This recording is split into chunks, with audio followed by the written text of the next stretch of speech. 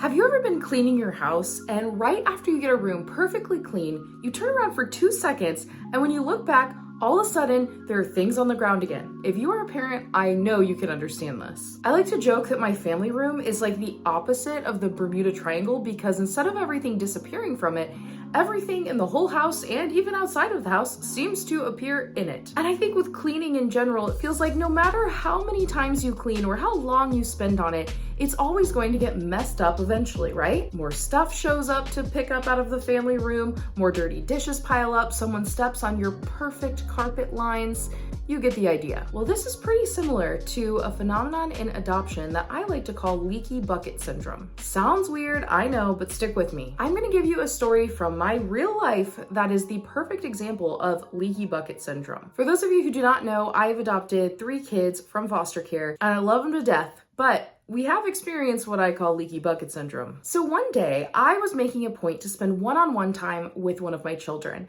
And I took them out, we went to a bookstore, they got to look at books, we got a drink together from the cafe, we sat there, we talked, we went shopping at Target, we spent all this time together in the car there and back talking, having a great time. It was really enjoyable for both of us. We spent hours on that Saturday with just me and that child, one-on-one time that honestly is kind of hard to come by in a family with 3 kids. And so when we got home, it was Saturday, I had some chores to catch up on, I had some things to get ready, I needed to prep dinner. And the same kid I had just spent hours with came up to me as I was getting things ready and said, "Hey mom, will you come watch my show with me?" And so I responded, "Oh, I totally would, but I need to catch up on some of these chores and start to get dinner ready." And do you want to know how this child responded? This child that I just spent hours with. They said, "No one ever hangs out with me," and then pouted away down to the basement by themselves to go watch their show. I mean, I was shocked. I had just spent the entire day pouring into this child specifically one-on-one, very intentionally, and we had a great time. But I was realizing that that was not enough, which begs the question, what would be enough? Because my other kids didn't get attention really as much for me that day. How can I possibly give all of my kids that same amount of attention every day that they seem to want and need in some way? Well, this is where I had the light bulb moment of what I call leaky bucket syndrome. So what exactly does it mean? Well, let's jump in. Hey there, I'm taking a really quick break, stick with me. I just want to let you know that the doors to my adoption support community, Adopt Together, are officially open as of today, March 24th, 2025. This is the first time we have opened since August. And so I do not open this group that frequently. I would love to have you join while we have our doors open. If you are looking for a group of people who truly understands what it's like to adopt from foster care, this is the group you've been waiting for. And so what's included in it? First of all, you get 24/7 access to our private Facebook group to ask all of your questions to other people who are going through what you are going through or are a couple steps ahead of you and can help you along the journey. And obviously I'll be in there as well answering your questions. The second thing included in this group are monthly group coaching calls with me, where we talk through all your struggles, all your questions. We have topical discussions related to foster care and adoption. It's honestly my favorite part of the group. There are also members-only training videos that are posted in that group every month. And I also throw in a worksheet or a quiz or some other way to apply what you're learning if that's something you're into. So for just $20 a month, you can get all the support you need on this journey. However, if you are watching this on the very first day or the second day that this video came out, you can actually lock yourself into a $15 a month rate. For the first 48 hours after this video goes up, I will be giving a reduced rate of $15 per person. And again, that is locked in for the length of your membership. So it does not bump up to $20 the next month. As long as you're an active member of the group, you stay at that price point. So you definitely want to take advantage of that. Who doesn't like to save money? Doors will be open for exactly 2 weeks and then they will close. So check out the link in the description below to learn more information and to join the group. I can't wait to see you in there. So what exactly is leaky bucket syndrome? And why in the world do we call it that? Well, first of all, I just want to lay this out here that I really thought that I had come up with this concept in my own brain, but then I was thinking, did I learn about this in a foster care training a long time ago and I just think I came up with it?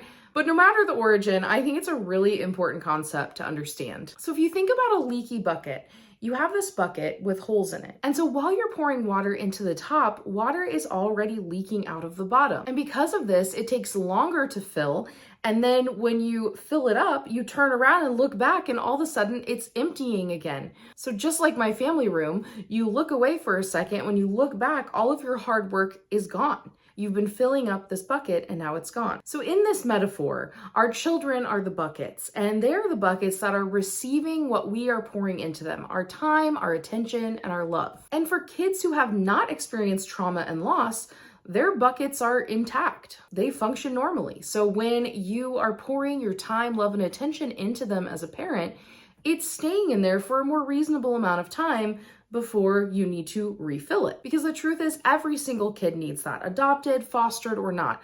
All kids need our time, love, and attention as parents to help them develop their sense of self, their confidence, all of those things. And these kids without trauma and loss, they can take what would be considered a more typical amount of that time, love, and attention, and they can retain that longer than our kids who have experienced trauma and loss. So like one-on-one time, like I spent with my child on that Saturday, could fill that child up for honestly several weeks before they would need that kind of intense, intentional time one-on-one with one of their parents. Obviously, they would still need that daily intake, quote unquote, of love, attention, and time.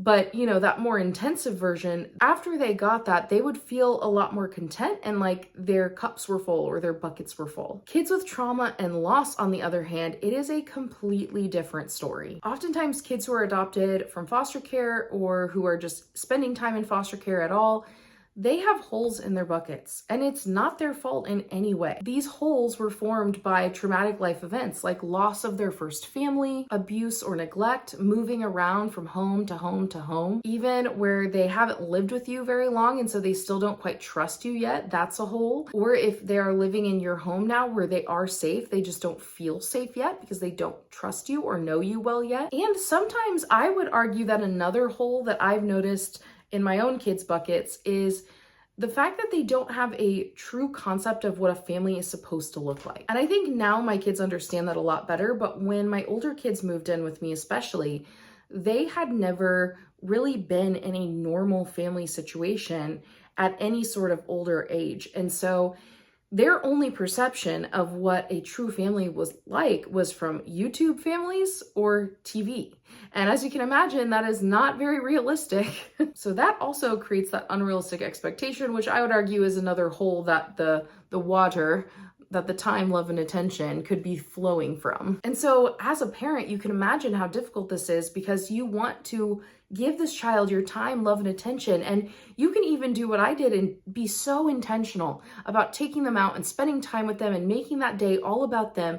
But what you may find time and time again is that's never enough. My husband and I used to jokingly sing that Never Enough song from The Greatest Showman, which, don't kill me, but I've actually never watched that movie. My kids ironically love that song.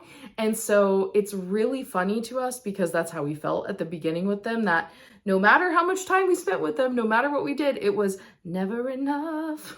It was never enough. But here's the thing, when you are signing up to foster or adopt a child, you are signing up to a lifetime of filling a leaky bucket.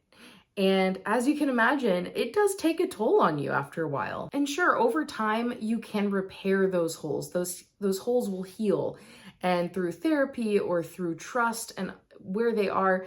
But again, it's never going to be quite the same. Even if it's a repaired bucket, it still is not going to be quite the same. And so we have to be able to accept that. And if you are someone who has not fostered or adopted yet, I want you to get this in your mind that it's not going to be like parenting a child who has not experienced trauma and loss. Even if they're little, even if they're really little kids, it still happens. So you have to be aware of what you're getting yourself into. And I think being aware of it as well can help you when you're walking through it go, okay, I'm not doing a horrible job as a parent, and that's why they don't feel like I'm giving them enough. It has to do with what they've been through before. Okay, guys, I have bangs, as you can see now, and I'm not used to having them on camera, so I'm like fixing them all the time. So if you've seen them move around a bunch of the video, that is why. And I know when I thought of this concept of the leaky bucket, and again, I don't know if I heard it in a training or if it just popped into my mind. I'm not going to try to claim it as my own, but when this idea popped into my mind, I thought, oh my goodness, is this why I feel so burnt out as an adoptive parent? But here's the thing, this is the invisible struggle of adoptive parents because it's not the stuff you see. It's not temper tantrums, it's not explosive behaviors, but it is exhausting and it's something that others don't see. They might think your kid is just like every other kid. And the thing is, a lot of times our kids are having temper tantrums and explosions and all that stuff, but sometimes they're not. And, I remember times where I would think about friends I had whose kids were really struggling. Some of them were even going to residential treatment programs for mental health issues. And I would look at those parents and think, wow, like you are dealing with way more than I could ever imagine. I shouldn't even complain whatsoever because I have it, quote unquote, easier than you. And while watching those friends walk through that was just devastating to see them having to go through all those emotions, I think it's important as adoptive parents to remind ourselves that just because someone else may be struggling more, it doesn't negate the fact that you are struggling. And this is that invisible struggle. So even if my kids weren't outwardly in public doing all these things or having all these problems at school, we were having problems at home, and we had this invisible problem of it's never enough. And like I said earlier, all parents are filling buckets. It's still work. It's exhausting but rewarding work, but it's work. But we have leaky buckets we're trying to fill. We have to work twice as hard to get, honestly, not even the same result. And so the metaphor, just expanding it a little bit, is what I imagine is that we are carrying these buckets from a faucet. We're filling it up, we're filling up our time, love, and attention, and we have to carry it over to this reservoir. And this reservoir is building up our child's sense of self, who they are, their confidence, and who they're going to be as adults. And every parent has the responsibility to pour in that time, love, and attention, to take it to their reservoir and pour it in. But you have to imagine, if we are constantly filling up these buckets with holes, the parents who don't have holes in their buckets, they're filling it up, they're walking it over at a leisurely pace, they're dumping it out, they're walking back at a leisurely pace and dumping it out. For us, it's like we fill up that bucket, it's already leaking as we're filling it up, we're running it across, water spilling everywhere, we're trying to fix the holes as we're running, and then by the time we get to the reservoir, a bunch of it's already gone and we have to go back and get more.